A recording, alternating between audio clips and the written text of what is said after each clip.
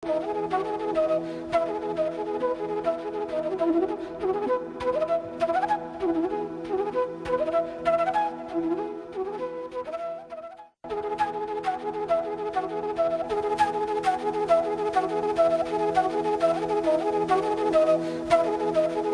am very pleased to be over here to have a discussion on accounting areas, and basically in order to discuss the issues which are related to the errors which generally take place while recording the business transaction in the books of accounts. Well, dear learners, before I go ahead, I would like to make it very clear that at any point of time, wherever you feel any sort of ambiguity, any sort of confusion, so you are most welcome to ask your questions. So please don't hesitate. See, until or unless you ask the questions and you interrupt me during the session, perhaps the very purpose will be defeated, because the main idea, the main objective of having such a talk is to make the session interactive so that the students can be benefited at large. So dear learners, in fact, when we record the business transaction in the books of the accounts, it is quite obvious that there are certain errors which generally take place while recording the business transaction in the books of the accounts. So now the question arises, until or unless such errors are located and detected and their rectification is made, the profit and loss account will not at all reflect the true and sound financial position, true and fair financial position of the books of the accounts. Therefore, it is quite essential that such errors must be located and rectified then and there, so that the main effect of such accounting errors can be minimized and the profit and loss account and the balance sheet can reflect a true and fair financial position of the books of the accounts. Dear learners, you all know that to err is human, because until or unless the errors are minimized, they are located and rectified, the profitability of the financial position, the profitability of a business concern will not at all reflect the true and fair financial position of the business. That is why it becomes mandatory to rectify those errors. Now the question arises, how to rectify these errors? Because there are various methods, there are various techniques through which we can rectify the errors. But the question is that what should be the most effective way of rectifying the error so that the acceptability of the accounts can be there? Because if we rectify the errors in a way which is not at all acceptable by the society, which is not at all acceptable by the various stakeholders who have vested their interest in a particular business organization, so it leaves a question mark against the dignity, against the reliability of the financial position of that particular business concern. So can we have a method of rectifying the errors through which we can put a line on the wrong amount and we can write the right amount on the top of the wrong amount? Because sometimes what happens that if we cut the wrong amount and write the right amount, probably this leaves a question mark against the reliability of the true and fair financial position of the business, because whenever the various stakeholders who have vested their interest, they want to know the financial position, and at any point of time, at any particular stage, when they found that such and such things have been cut off and the new amount has been written, so that leaves a question mark. So by rectifying the errors in such a way is not a systematic and not a scientific method of rectifying the error, because this method is not at all acceptable by the societies and not at all acceptable by even by the auditors in a legal perspective, because whenever we want to produce the evidence in the court, so such statements where the errors have already taken place and such errors have been rectified just by cutting the wrong figure and putting the right figure against that wrong figure will not at all be accepted even in the court, and anybody can challenge it. So therefore the method of rectifying the error must be a very logical one, must be very scientific one, and must be very authentic one, so that nobody can have any sort of ambiguity, nobody can have any sort of doubt against such amount. So therefore it is quite essential that the method of locating the error must be such which must be acceptable by the whole societies, and particularly by the stakeholders who have vested their interest in that particular organization. So let's see the different type of errors and how such errors are rectified. Because learners, basically the errors have been bifurcated in two parts, the part A and part B. So part A, errors which do not affect the agreement of the trial balance. So dear learners, before I go ahead, I would like to let you know about the concept of trial balance. So whenever we record the business transaction in the books of the accounts, we need to record these business transactions as per the rules, as per the rationale of the accounts. Basically we have three types of accounts. We have a personal accounts, we have a real accounts, and we have a nominal accounts. Therefore in accounting terms, there are prescribed rules and regulations against which the transactions are recorded in the books of the accounts. Now the question arises, what actually we mean by personal account, real account, and nominal account. So let us have a quick look about all these types of accounts so that we can understand the implications of these accounts, and we can easily understand how the transactions are recorded under such category of different types of account. So let us have a look about the personal account. So dear learners, when we talk about personal account, so as the name implies that the personal account refers to the accounts of the individual, accounts of the entity which have been created by law.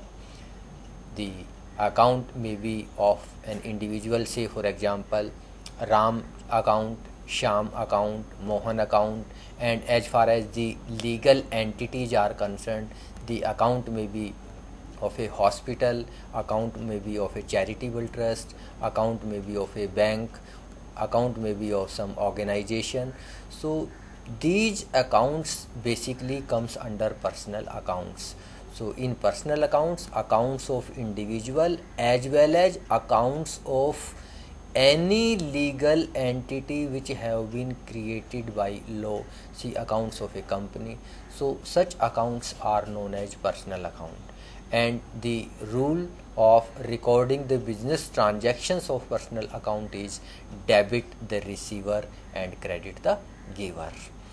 Now the question arises, the personal account may again be bifurcated in different ways. Like personal account may be the artificial personal account, personal account may be the natural personal account. So if we talk about natural personal account, see, it's quite obvious that accounts of the individual, as I have already explained, that account of Ram, account of Sham, so these are the natural personal account. And if we say that account artificial personal account, so if we talk about the accounts of any organization, accounts of any educational institution, account of any hospital, account of bank, so these are the entity, these are the institutions which have been created by the act. So account of such entities are known as artificial personal account. Then we move to the real account. So under real account, dear learners, we take all kinds of assets. Assets may be tangible assets, assets may be intangible. So the assets, when we talk that tangible assets, so here the words tangible mean the assets which we can see, the assets which we can touch, the assets which we can feel. Say for example, furniture we can see, furniture we can touch, like table, chairs, sofa, refrigerator, cooler, washing machine. So these are the assets which we can see, which we can touch, which we can feel. And as far as the intangible assets are concerned, so intangible assets are those assets which cannot be seen, which cannot be touched, but can be felt. Say for example, goodwill. So goodwill is an intangible asset which cannot be seen, which cannot be touched, but of course which can be felt, like trademark, patents. So these are the assets which can only be felt, which can only be realized, which cannot be seen, which cannot be touched. So these are the assets which are basically categorized under tangible and non-tangible or intangible assets. And the rules for the real account is debit what comes in and credit what goes out. It means any asset which is coming in, which is coming to the business, must be debited while recording the business transaction in the books of the account, and any asset which is going out from the organization must be credited. Say for example, if we make a purchase of the asset, right? So when we want to buy the asset, and when in fact we buy the asset, then the assets would come in the business. Therefore the asset which is coming in must be debited. Say for example, if I say that we purchased a table of rupees 70,000. So here basically we must focus upon that here two things are there which are going to be affected. The first one is table, which is an asset for the business, and the table is coming in. And the second aspect in this transaction is cash. If we are planning to buy the table against cash, the cash will go out from the business. So again the cash is asset for the business. Therefore here cash and table both are the assets, and assets come under real account. Therefore we must apply the rule of the real account, that debit what comes in and credit what goes out. So here we must see what is coming in and what is going out. So here in this transaction the table is coming in and the cash is going out. So therefore the table account, that is what we call furniture account, must be debited, and the account of cash should be credited, because the cash is going out from the business. So this is the second type of account. Then the third one is nominal account. So dear learners, when we talk about nominal accounts, we must be very clear that in nominal accounts, accounts of all expenses, losses, incomes and revenues comes under nominal account. say for example, if I say that interest received, so interest is an income for the business, therefore interest is a nominal account. And if I say interest paid, if we have taken the loan from other financial institution or from the bank or from the friends, then the amount which we are paying to the institution, that amount of interest is an expenses for the business. So again, expenses is also a nominal account, because account of all expenses, losses, income, revenues, gains comes under nominal account. If we are paying the rent to the landlord, so again rent for the business is an expenditure, therefore again it is a nominal account, and we must apply the rationale, we must apply the rule of the nominal account, and the rule is debit all expenses and losses and credit all revenues and gains. So here if we take the example that we paid 20,000 rupees to the landlord as rent. So here if we have taken any building on rent and we are paying the rent to the landlord, then definitely the amount of rent which we are paying to the landlord is an expenses for the business. So in these transactions again there are two accounts which need to be affected. The first one is rent account, because rent for the business is an expenses. Then the second one is cash account, because when we are paying the rent to the landlord, then the cash is going out from the business. So here we must see the two accounts which are going to be affected. The first one is rent. So rent being the expenditure for the business comes under nominal account, and cash being an asset for the business comes under real account. So here we must apply the rationale of the nominal account and real account as well.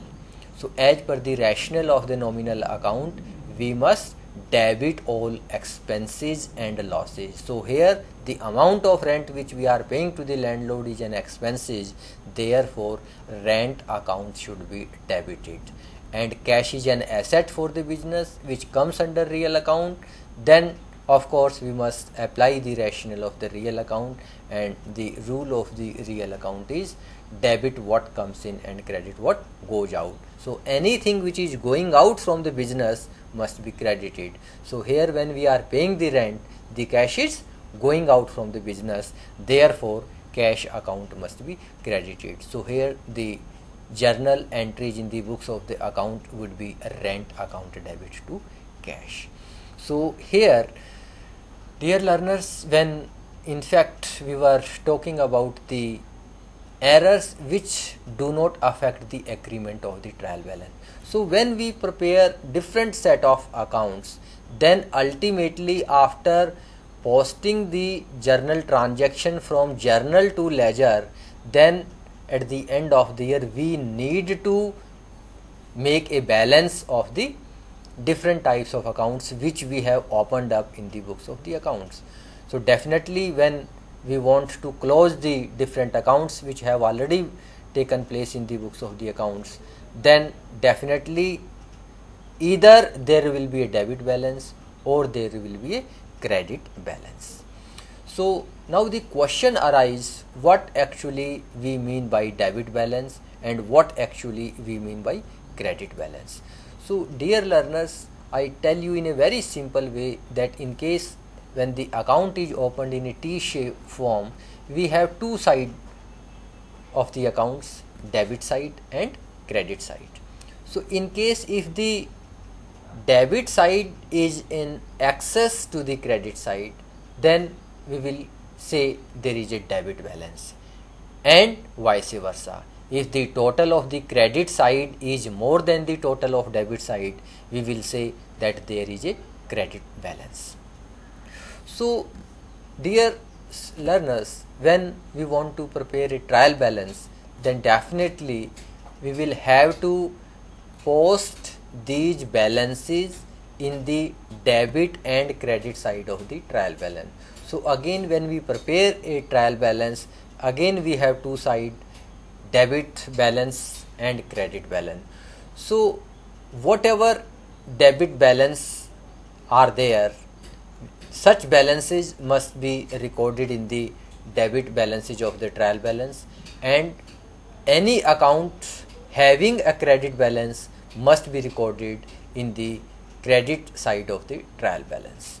So after recording all the balances in the debit balance and credit balance of the trial balance, then it is mandatory that the total of debit balances must be equal to the total of credit balances of the trial balance. And in case if both the sides are not equal, it reflects that somewhere we have committed a mistake, and only because of the mistake the total of the debit balances is not matched by the total of the credit balances. Then definitely we will have to take the action that why the both the side of the trial balance do not agree. Then ultimately we will have to diagnose, find out the reasons, and we will have to take the corrective measures to rectify the errors. And ultimately once the error is rectified, then of course the debit balance of the trial balance would definitely be matched with the credit balance of the trial balance. So here the type A errors are errors which do not affect the agreement of the trial balance. Errors which do not affect, it means that there are errors while recording the business transaction in the books of the accounts, and despite errors the trial balance is not at all affected. It means the debit side and the credit side of the trial balance is matching, both the sides are in agreement. It means there is no effect of such errors on the agreement of the trial balance. So let us see these errors which do not affect the agreement of the trial balance. So dear learners, as you see that the main objective of making a trial balance is to check the accuracy of the accounts. However, the equality of debit and credit of trial balance does not mean that there are absolutely no error.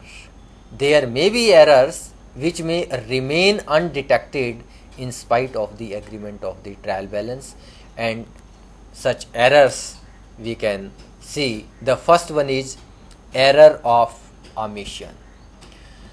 So dear learners, this is very important, that error of omission, as the name implies, that any error which have been omitted by the accountant while recording the business transaction in the books of the account. So here we take an example that, say for example, we buy an asset of rupees 1 lakh, and what happened that unfortunately we omitted this transaction in the books of the accounts. We omitted to record this business transaction in the books of the accounts. Definitely there is a error, but such error is not at all affected by the agreement of the trial balance, and such error cannot be detected by the trial balance, because the effect of such error has not affected the agreement of the trial balance. Because whenever any business transaction takes place and we forgot to record such business transaction, then there won't be any effect of such transaction, neither on the cash account, neither on the machine account, neither on any account. So when there is no effect of such transaction on any account, then it won't have any impact on the agreement of the trial balance. So here the student, the learner must be very much clear that any transaction which has been omitted to record in the books of the business transactions will not at all have any sort of impact on the agreement of the trial balance. So this is first error of omission. Then the second one is errors of commission. So dear learners, again it is very important that error of commission, it means that there is an error of a wrong amount. Say for example, we buy an asset of rupees 50,000, and while recording this business transaction in the books of the account, this transaction was recorded against rupees 5,000. So here again there is an error. No doubt it is a big error, it is a blunder on the part of the accountant, but this error will also not affect the agreement of the trial balance, because here again when we buy an asset of rupees 50,000 and unfortunately this transactions was recorded against rupees 5,000. So here we made the journal entry that furniture account debit to cash 5,000. So furniture is debited by 5,000, cash is again debited by 5,000. Instead, furniture must have been debited by 50,000 and cash must have been debited by 50,000. So instead of 50,000, the transaction has been recorded against 5,000. So here the debit side and credit side, it means both the side of the accounts have been recorded, have been affected by the same amount. Therefore such error will also not affect the agreement of the trial balance, because in the debit side of the trial balance 5,000, in the credit side of the trial balance again there is a balance of 5,000. So when the amount remains the same in the debit side and the credit side, so such errors cannot be detected by the agreement of the trial balance. This is the second type of error. Then third one is compensating errors. The third one is compensating errors. So dear learners, as the name implies, compensating errors. So by compensating errors we means that the impact of one error is compensated by the impact of another error. Say for example, I paid rupees 5,000 to Mr. Anil. So here the journal entry which must be recorded in the books of the account is Anil account debit to cash 5,000. So here I must have debit the account of Anil by rupees 5,000. But what happened? Against 5,000 I debited the account of Anil only by rupees 500.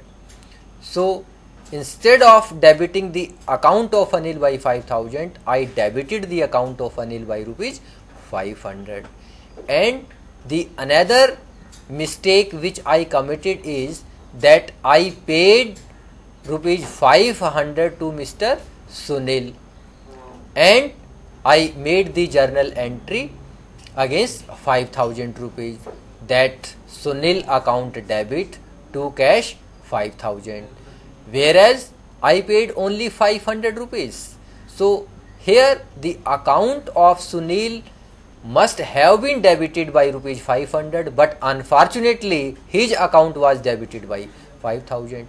It means the effect of first error was compensated by the effect of second error, because in the first error account of Anil which was debited by rupees 500 instead of 5,000, so this error was compensated by the second mistake where the account of Sunil was debited by 5,000 instead of rupees 500. So these are the compensating error where one error is compensated by the another error. So such errors are known as compensating error. Then the fourth one is errors of principle. So dear learners, this is again a very important error of principle, as the name implies that these are the errors of principle. So dear learners, in fact, while recording the business transaction in the books of the accounts, when we do not properly follow the accounting principles while recording the business transaction in the books of the accounts, such errors are known as errors of principle. So here, say for example, we purchase a furniture of rupees 5,000, and what we did is that while recording this business transaction in the books of the account, instead of debiting the furniture account, we debited the purchase account. So here we have made a mistake of following the accounting principles while recording the business transaction in the books of the accounts. So dear learners, here the account of furniture must have been debited, but unfortunately instead of debiting the furniture account, we debited the purchase account. So it is immaterial from the agreement of the trial balance perspective whether the account of X is debited or account of Y is debited. If the account is debited by the same amount, then it won't affect the agreement of the trial balance. But of course, this is a big error that account of furniture was supposed to be debited, but instead of debiting the furniture account of purchases has been debited. So these are the errors which are known as errors of principles, where generally we do not properly follow the accounting principles while recording the business transaction in the books of the accounts. Then the next one is second category B, errors which affect the agreement of the trial balance. So these are the errors which are committed, then immediately the trial balance will let us know that such and such errors have been committed while recording the business transaction in the books of the accounts. So here, dear learners, you see that the errors which can easily be detected by the trial balance, it means when the debit side and the credit side of the trial balance do not agree, it means there are errors, and such errors can easily be detected by the agreement of the trial balance. So let us have a quick look about those errors which can easily be detected by the agreement of the trial balance. First one is wrong casting.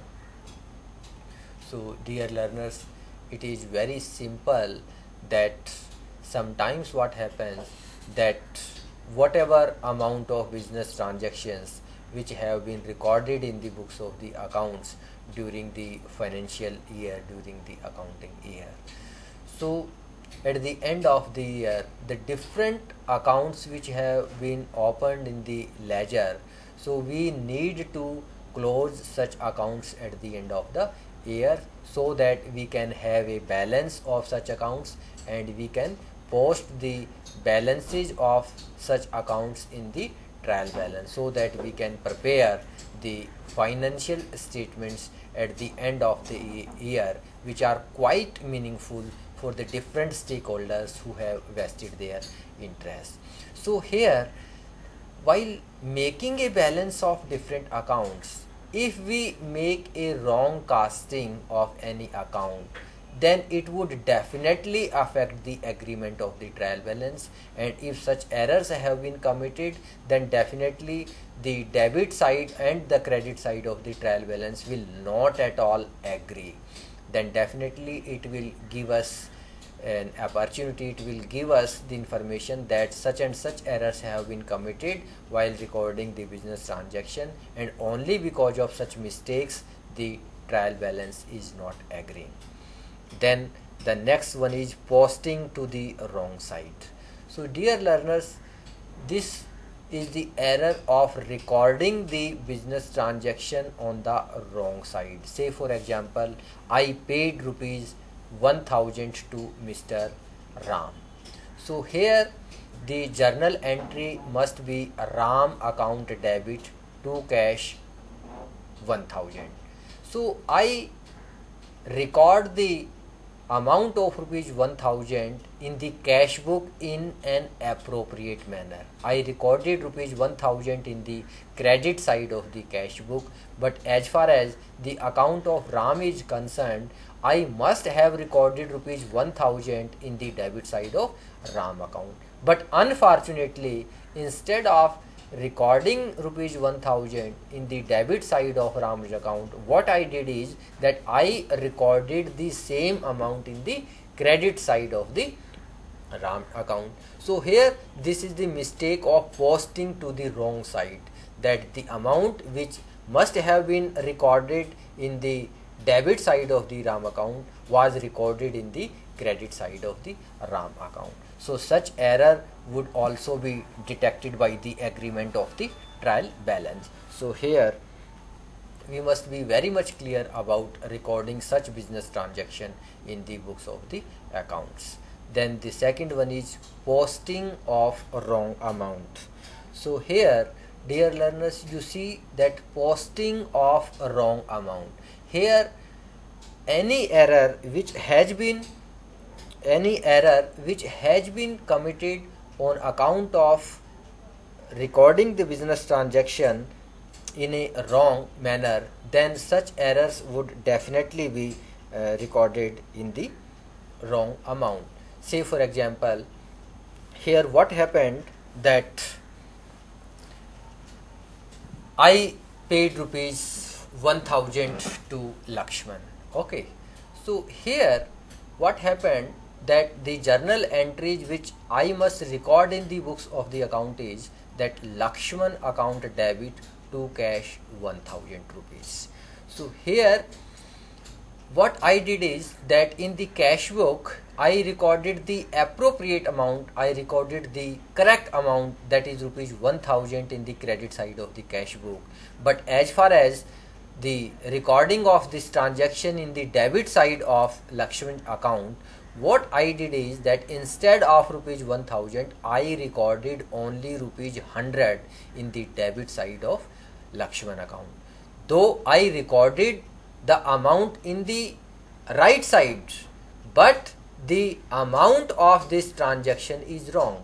Instead of rupees 1000 I unfortunately recorded only 100 in the debit side of Lakshman account, whereas the amount must have been debited by rupees 1000 in the debit side of Lakshman account. So this is what we call posting of wrong amount, that the amount has been recorded in a wrong manner.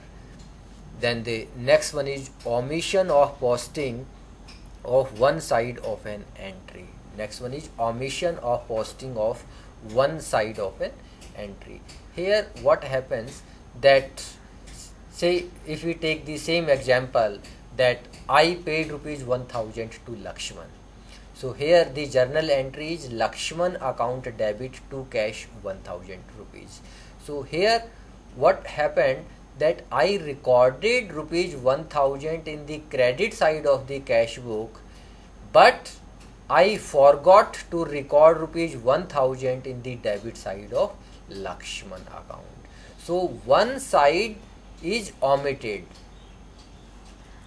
So such errors are known as omission of posting of one side of an entry. So I posted rupees 1000 in one account, that is in cash account, that is in the credit side of cash account, but I omitted to record another aspect of this transaction, that is in the debit side of Lakshman account, which I omitted to forget. So therefore such errors will also affect the agreement of the trial balance, and ultimately the trial balance will not at all agree.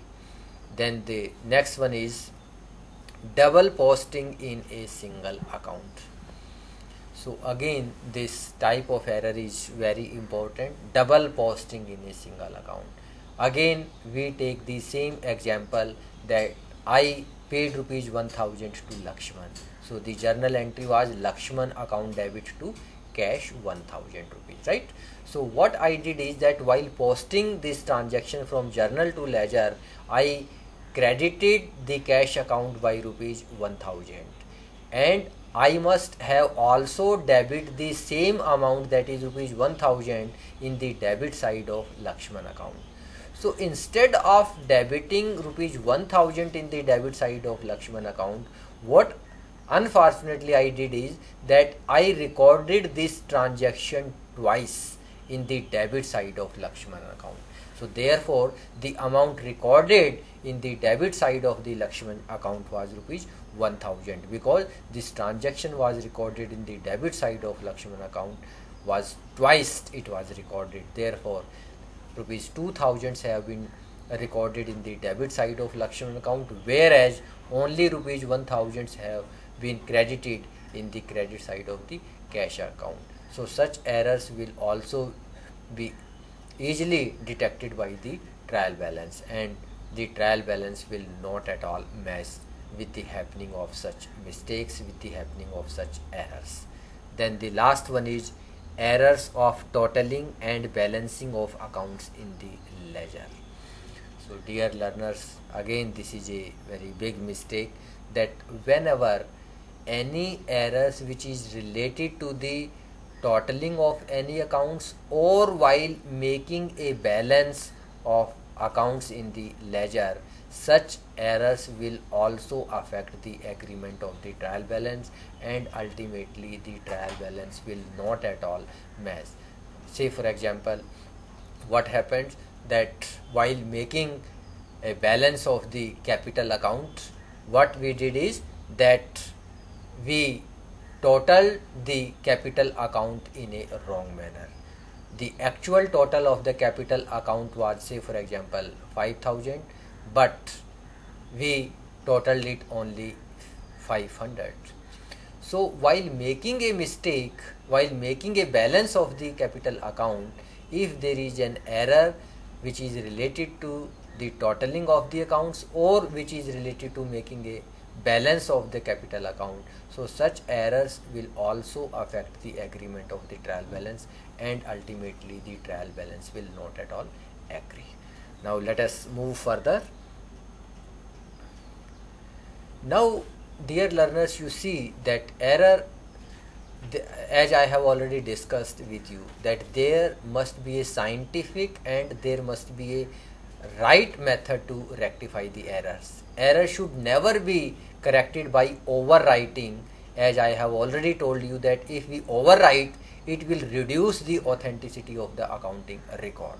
Therefore the method of rectification depends upon the stage at which the errors have been committed.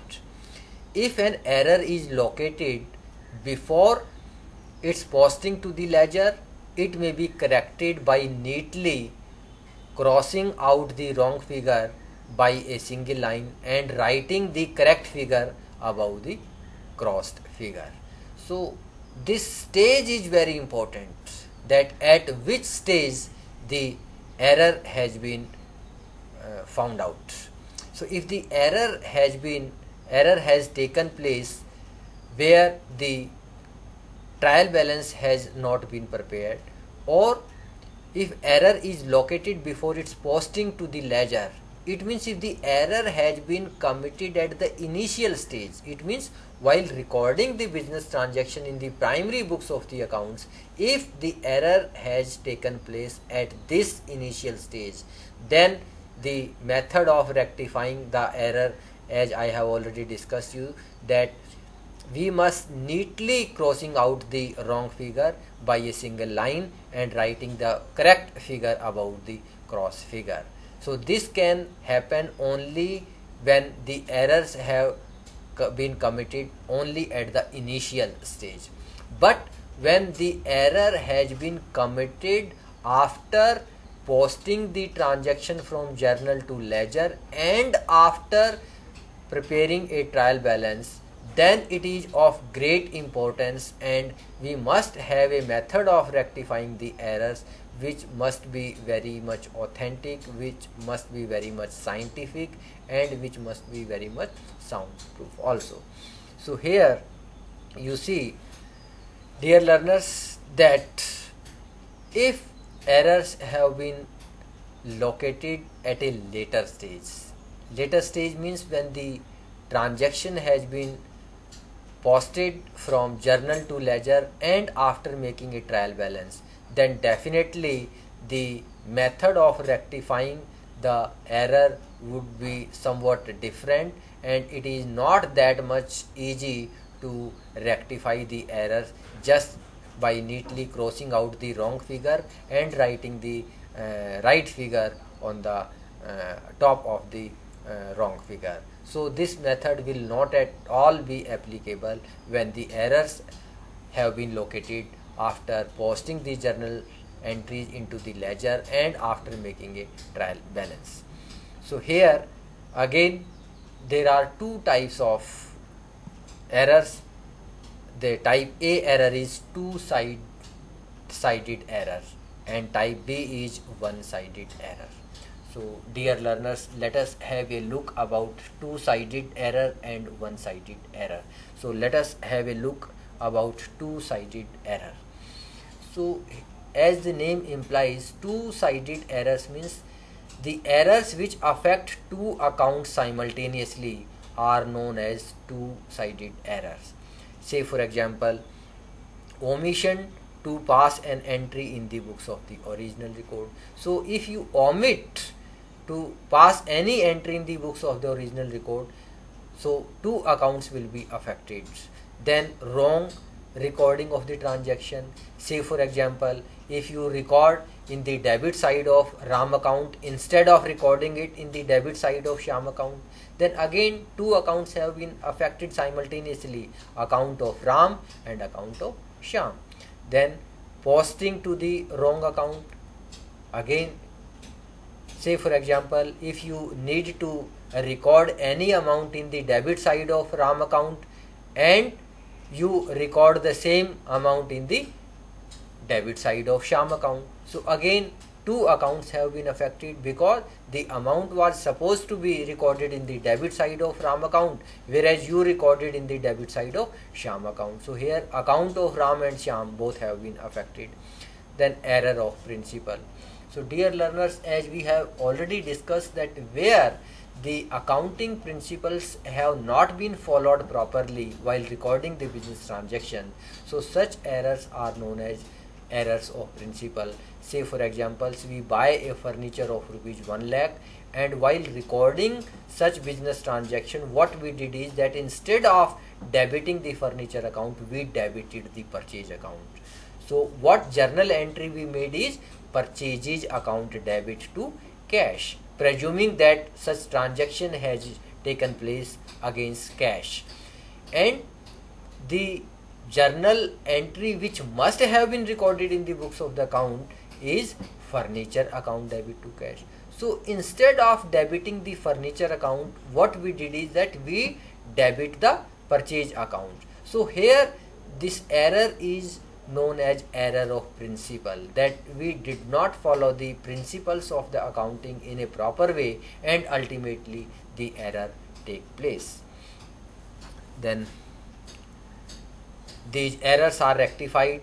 So such errors are rectified by passing a journal entry. So dear learners, you must keep one thing in mind, that where two-sided errors are there, two-sided error must be rectified by making a journal entry, and this method of rectifying the error is a scientific method and is acceptable to the whole society. Say for example, machine purchased for rupees 5,000 has been debited to purchase account.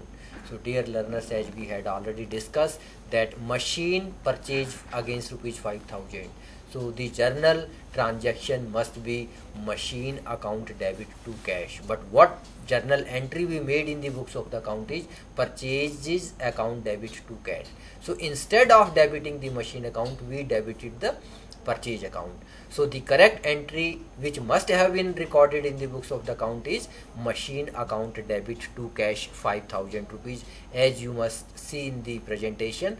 And the wrong entry is, what wrong entry we recorded in the books of the account is purchases account debit to cash 5,000 rupees. Now the impact of such errors is that instead of debiting the machine account, we debited the purchase account unnecessarily.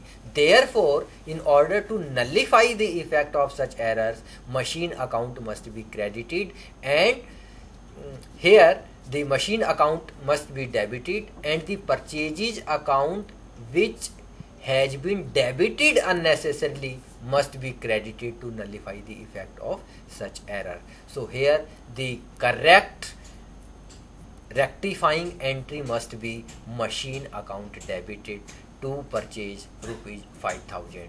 So here, because the machine account was supposed to be debited, therefore we debited the machine account, and unnecessarily purchases account was debited. Therefore, in order to nullify the effect in the purchase account, we credited the purchase account by the same amount, so that the effect can be nullified. Then the second, again rupees 3,000 being the sale proceeds of old furniture has been credited to the sales account. That we make a sale of rupees 3,000 on account of old furniture, and we made the journal entry sales account debit, here cash account debit to sales, because if we make a sale, then definitely the cash would come to the business, and as per the rationale of the real account, cash account must be debited. So what journal entry we must have recorded is cash account debit to furniture. But instead of crediting the furniture account, what unnecessarily we credited the sales account. Therefore, in order to rectify this mistake, here you debit the sale account by the same amount and you credit the furniture account, because furniture account was supposed to be credited, therefore we credited the furniture account, and the account of sales which was unnecessarily credited now need to be debited to nullify the effect of such transaction. This is how the rectifying entries are made to rectify the errors. Now the second type of error is one-sided error. So as the name implies, such errors are those errors which affect only one side of a account, and the method of rectifying the one-sided error is again very simple, and it depends upon the stage at which stage such errors have taken place. So here you see that we will see the rectification of such error depends on the stage at which such errors are located. So dear learners, you see again there are two types. Type A, when the errors are located and rectified before the closing of the accounts. So it's very simple. Say for example, the rectification of error at this stage does not require any sort of rectification entry. Only the account is written on the debit side or credit side of the account which is affected by the error. So let us see how such errors are rectified. Say for example, total of purchase book is undercast by rupees 1,000. So here the total of the purchase book is undercast. 1,000 rupees से total आपका कम हो गया है purchase book. So now how we will rectify this error is very simple, that if we write in the debit side of the purchase book to undercast of purchase book rupees 1,000, so ultimately the errors would be rectified. So simply we need to write in the debit side of the purchase book to undercast the purchase book by rupees 1,000, and ultimately the both the side of the purchase book would tally. Then say for example, rupees 5,000 paid to Suresh were omitted to be debited to his account, or rupees 500 paid to Suresh were credited to his account. So again very simple. If such errors are taking place, then we need not to pass a journal entry, rather whatsoever account which need to be affected, you simply write either in the debit side. If the debit side is affected, you write in the debit side. If the credit side is affected, then you write in the credit side, and we need not to pass a journal entries. Then the second stage, which is quite important, when errors are located and rectified after closing the account. So dear learner, you must keep this point in mind, that in one-sided error, when the errors are located after closing the accounts, then definitely we need to make a journal entry, and it is only through journal entries we can rectify such mistake. Now here the question arises that in one-sided error only one account is affected, then how can we make a journal entry when only we have one account? So here, dear learners, we will have to take the help of this suspense account, and I'll let you know the purpose of taking the help of the suspense account, and why suspense account takes place, how it is opened, how it is closed. So dear learners, in one-sided error where only one side of the account is affected, then in order to complete the transaction, we take the help of suspense account, and it is only the suspense account through which the rectifying journal entry would be made and the mistake would be rectified. So here you see the suspense account. So basically, dear learners, suspense account is nothing but it is an artificial or imaginary account. So when the debit side or the credit side of the trial balance does not agree, then in order to prepare the final accounts, when we don't have the sufficient time and when we are in a hurry to prepare the final accounts, then in order to prepare the final accounts, we need to tally the trial balance first. So in order to tally the balance of the trial balance, say for example, if the debit side of the trial balance is excess by rupees 5,000, then in the credit side of trial balance we would write 500 rupees against suspense account.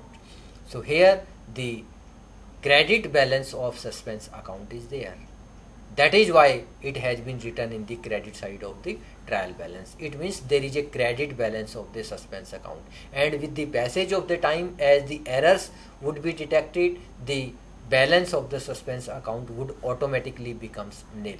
And at the end of the year, when the final accounts are prepared, and even if the trial balance does not agree, and even if the suspense account has a balance, it means all the errors have not been rectified and detected well in time, and the balance of the suspense account need to be transferred in the balance sheet. And if there is a debit balance of the suspense account, it needs to be recorded in the asset side of the balance sheet, and if there is a credit balance of the suspense account, then it should be recorded in the liability side of the balance sheet. So dear learners, if the debit side of the trial balance exceeds, the difference is put on the credit balance. As I have already told you that while opening the suspense account, when the debit side of the trial balance is in excess, so by rupees 500, so that balance, that difference of rupees 500 we had written in the credit side of the trial balance just by writing by suspense account 500 rupees. So here you see that how do we write off the suspense account. See, as I have already told you that in case if there is a debit balance of the suspense account which need to be recorded in the balance sheet, asset side of the balance sheet, and if there is a credit balance that need to be recorded in the liability side of the balance sheet. So here, dear learners, what main important points you need to keep in mind while rectifying the errors is that first you identify that whether such mistakes are two-sided error or one-sided error. Once we are in a position to identify the types of error, whether it is a two types error, whether it is a one-sided error, then we need to identify at which stage such errors have been committed. So the rule is very simple, that in case if such errors have been located at the initial stage, it means the errors have taken place before closing the accounts. Then the method of rectifying the errors is very simple. You can simply write a, you can simply cross that wrong figure, put a straight line and write the right figure above the wrong figure. But as far as correcting the mistake at a stage where the mistake has taken place, where the error has taken place after closing the books of the account, then the error must be a scientific and it must be very rational one, and such type of errors have been rectified only by making a journal entry, and that journal entry needs to be prepared as per the rules of the accounts, and accordingly the errors must be rectified. So this is all about the errors, types of errors and their rectification.